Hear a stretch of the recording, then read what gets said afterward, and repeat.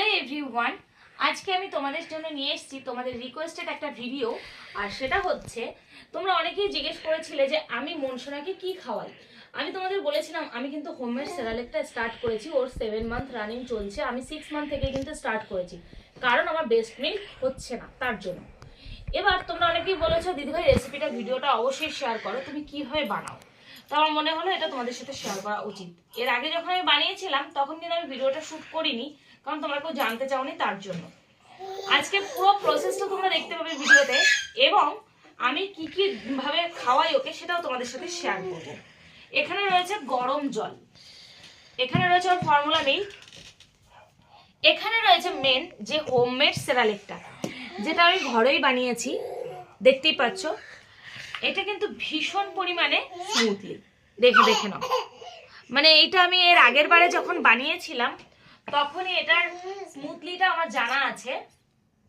কবার এটাকে মিক্সিতে গুঁড়ো করে নিলে কবারে এটা একদম স্মুথলি হয়ে যাবে, সেটা আমি জানি বলেই কিন্তু আমি তোমাদের সাথে শেয়ার করতে চলে এসেছি। তো এটা কিন্তু আমি আজকে চেলে নিইনি, কারণ কি বলতো, কারণটা হচ্ছে আমি ওই যে বললাম আমি জানি যে কতবার রাউন্ড দিলে কিন্তু এটা ঠিকঠাক হবে। তো এটা কিন্তু আমার রেডি। তো চলো কিভাবে বানাই সেটা অবশ্যই তোমাদের সাথে এক ঝলক শেয়ার করব।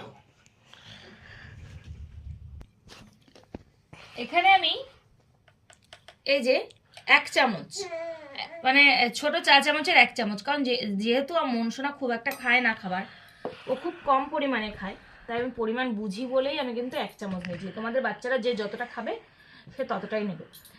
এর মধ্যে কিন্তু আমি এর ডাবল ফর্মুলা মিল্ক নেব।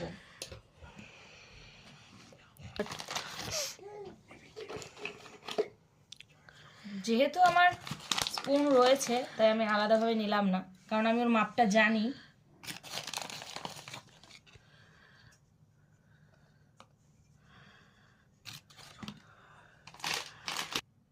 এবারে আমি এই দুটোকেই ভালো করে মিক্সড করে নেব, যাতে এটার মধ্যে কোনো দানা দানা না থাকে।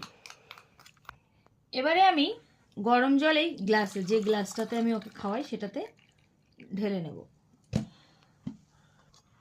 এবারে অল্প অল্প করে আমি এটাতে গরম জল মিক্সড করব, আর ভালো করে করে এটাকে নাড়িয়ে নেব। আজকের এই ভিডিওটা দেখলে তোমরা কিন্তু এর পুরো ফুল রেসিপিটা, ফুল ভিডিও প্রসেসিংটা দেখতে পাবে। ধৈর্য সহকারে দেখো। তোমাদের বাচ্চার 6 মাসের পর থেকে তোমরা তোমাদের বাচ্চাদের পরিমাণ মতোই খাওয়াবে, কিন্তু আমি বারবার বলছি, আমি যতটা খাওয়াচ্ছি ততটাই খাওয়াতে হবে, এর কোনো মানে নেই। তোমার বাচ্চা যতটা খেতে পারে